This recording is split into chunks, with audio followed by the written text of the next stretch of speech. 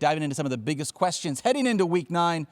Stefania, one of my biggest questions is, are we going to get my doppelganger, T.J. Hockenson, back at the tight end position this week? I was going to say, are we ever going to see you two in the same place? No, you will not. Why don't you just tell us if you're coming back to play for the I other am, team, with a vengeance. Minnesota Vikings. Like, everybody's so excited about seeing T.J. Hockenson, and he continues to tease us with talking about how he feels like he's faster and stronger than he ever was before. I feel like there's been so much attention to detail in terms of the Vikings bringing him back. It's been really sort of fun to watch.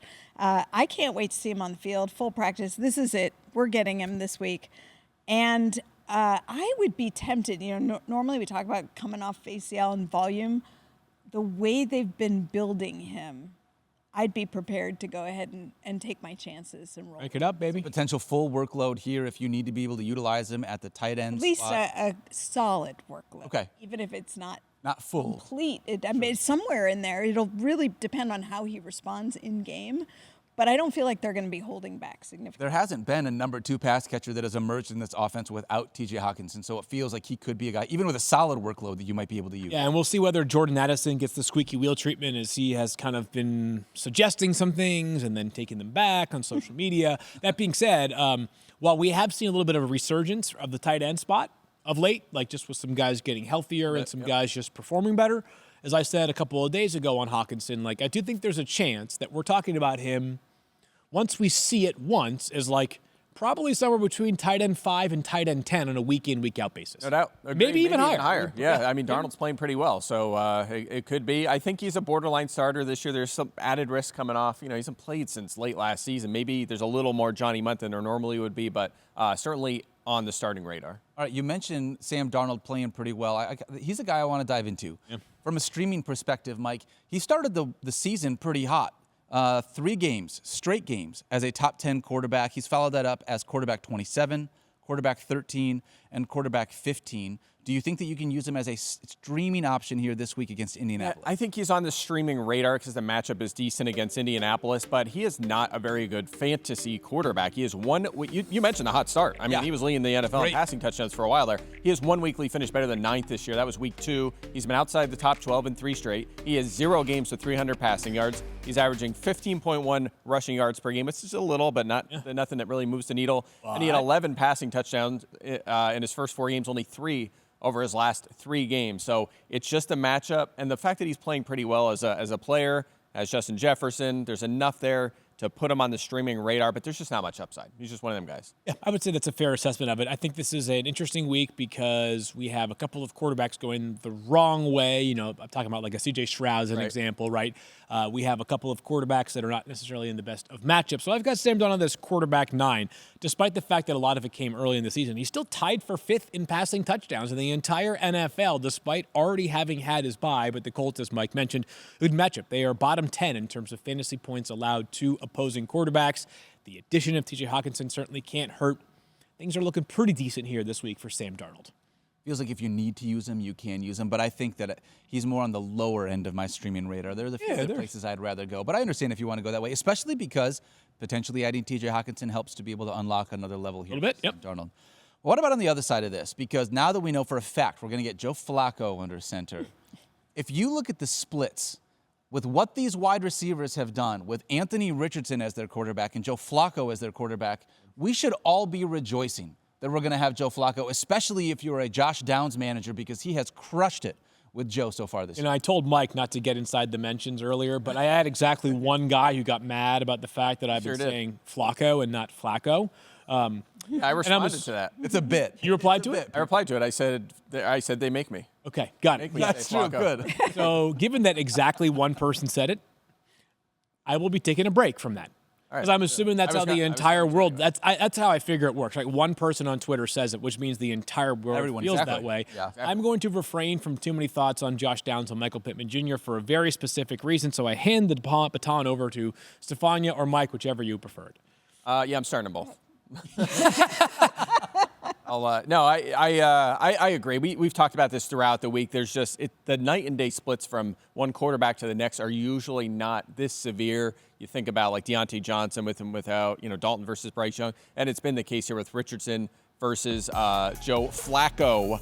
So far this season, Josh Downs at least 9 targets, 7 catches, 66 yards, and 15 fantasy points in all 3 Flacco games. He is 5th in fantasy points. And I've mentioned this earlier when we talked strength of schedule. The Colts receiver schedule, 2nd hardest so far. It frees up going forward. So on top of the more high-volume passing game with Flacco under center, the schedule is going to be easier. The Vikings, by the way, they faced a ton of volume because they've been ahead so much, but they have allowed the most fantasy points to wide receivers this season.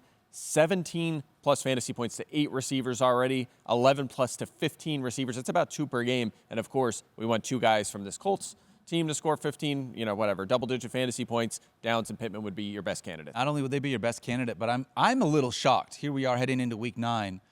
That Josh Downs is the wide receiver we would prefer in this offense over Michael Pittman with what we saw Michael Pittman do last year, but it's just been how good Josh Downs has been, Stefania. Yeah, and really since he came back from that injury, he's made steady progress. And we haven't seen the production in terms of fantasy partially because of the quarterback situation. But I think that when you look at Josh Downs and you see him on the field and you watch him play, he looks like with the potential that we thought we had with him. And by the way, really quick, I mentioned Downs is 5th in fantasy points with Flacco. Pittman's 19th, so he's still been terrific as well. So we feel good about both of those guys. With Anthony Richardson as a quarterback, Josh Downs has 29.5 fantasy points. With Joe Flacco in fewer games, has 55.6. So he's clearly just been a better wide receiver with Flacco, but yes. Flacco. I like that more. You know what? I do. I kind of like that too. Maybe we just need to default onto the other side. I'm sure we're going to get a text from Keith about the pronunciation of how we're supposed to actually say it. You're not cool, Keith. Always making sure he watches the show, make sure we're on the right path. All right, let's talk about Jacksonville and Philadelphia, Stefania. I feel like we got a couple of updates here on some wide receivers. We already know they're going to be without Christian Kirk, but what can you tell us about both BTJ and Gabe Davis? Yeah, it sounds like Gabe Davis is the more probable one, as far as I know right now. Doug Peterson said what? I feel bad. Finish your thought, and then I'll tell you. Yeah. Oh, what? If you have news, then let me know. No, I have no news. I have a reaction to your news. Oh, okay. Just said he said on Monday that he should be fine. So he was already saying early in the week that he expected Gabe Davis to be fine. Brian Thomas had that injury that we thought might be a multiple week injury initially because it looked significant. Turned out to be a chest contusion that it sounded like he had a chance to play. He's been limited in practice. I do know that Doug Peterson, I believe, is talking to the media while we're recording this show. So hopefully while we are here, we will learn a little bit more about the likelihood of Brian Thomas playing. See if I can find something for you, Stefan. Yeah, let's see. I think the reaction that Field had is probably the reaction I had, which I don't mean to be negative towards Gabe Davis. I just would rather have Brian Thomas Jr. be the one on the field on Sunday. I thought you were going to say that Gabe Davis is the more problematic of the two this weekend. So. He is in fantasy. We know that already. Yeah. Well, so here's the question then. Are you going to start Gabe Davis if there is no Brian Thomas Jr.? Yeah, let's talk about that scenario because you guys know what you're doing if Brian Thomas Jr. plays. You're playing him. Yes. If he doesn't play and no Christian Kirk, we have one option here. If you play Gabe Davis, what you got to do is this. This is actually written in the fantasy football gods contracts. Okay. Is if you're going to play Gabe Davis, you got to decide by about 10 a.m. Eastern time on Sunday morning because you got to save some time for church in between then and the kickoff, which actually is a late kickoff. So I guess you go to a little bit of a later mass. Because how can you trust? We know Gabe Davis is a talented guy. He had 4 receiving touchdowns in a single postseason game. I will never forget that game against Kansas City. 8 catches, 201 yards, 4 touchdowns. I've also watched Gabe Davis go entire games with 0 catches. Yep. So I don't know what to tell you. It seems like it will be a good thing that there are potentially 2 starting wide receivers down. This should be a Gabe Davis spot. And yet, we've learned that sometimes in fantasy, the most obvious crush spots turn into disappointment spots. So might be all Evan Engram. I was just going to say, with no Christian Kirk, I've got Ingram all the way up to tight end 3. Yeah. For the week. Honestly. Yeah. I just want, there's a few weeks ago, there was that one game where Trevor Lawrence just decided to feature Gabe Davis, and he had a 2-touchdown game. Maybe now they're kind of forced to do that if Thomas is out. So I will be comfortable with him as a flex or a fringe wide receiver 3 if Thomas is out. If not, he's more of a what he usually is, a boom bust. You just hope he catches a touchdown sort of player. And then, Parker Washington's really the only other guy we're looking at. And again, we're only looking at him. He'll fill in the Christian Kirk role.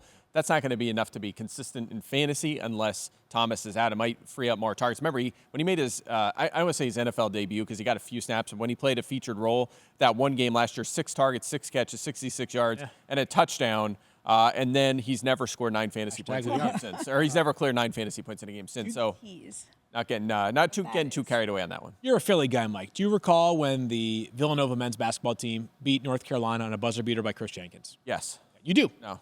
I mean, I have no idea what you're talking about. Jay Wright, the Villanova former head basketball coach of Villanova, very just calmly, nonchalantly, like the ball goes through the net and he walks over to shake the opposing head coach's hand. I think that was Hubert Davis at that point. And it was like, dude, you just won the national championship. How are you not like, I don't know, crying, jumping, running onto the court, doing something? You just go over there and shake a hand. That's Mike talking about starting Gabe Davis. Yeah, like, he could be in a pretty good spot here. Like, Gabe Davis does not make you nervous at all. Of course he does. That's what I said. I mean, he's a boom-bust player. I mean, if everyone else is out, I'd feel more confident starting. I'm like shaking thinking about starting him. Like no one else. I'm like, hey, I don't show emotions. Like it could be a 30-point day. It also could be a negative 3-point day. The nervous person. Very, very calculated. By the way, funny story. The assistant coach of that Villanova team that won the championship, George Halkovich, my best friend in preschool, is from my hometown, and he's head coach of Buffalo now. Really? No way. How about Small that? world, yeah. We should go to a game this George. year. I'm in. Let's go. Okay. Deal. Love it. All right, hey, speaking of going to games this year. Nah, it didn't work. Sometimes it works, sometimes it doesn't work. Detroit Lions taking on the Green Bay Packers. Love it. Is that what you're saying? Yeah. I would love to be able to I go. thought you were talking about going to the big game. I've never been to Lambeau. Lambeau was one of those places I feel like it would be an iconic place to go visit just to be able to see it. I do want to ask this. We have not had Jameson Williams last week, not going to have Jameson Williams this week.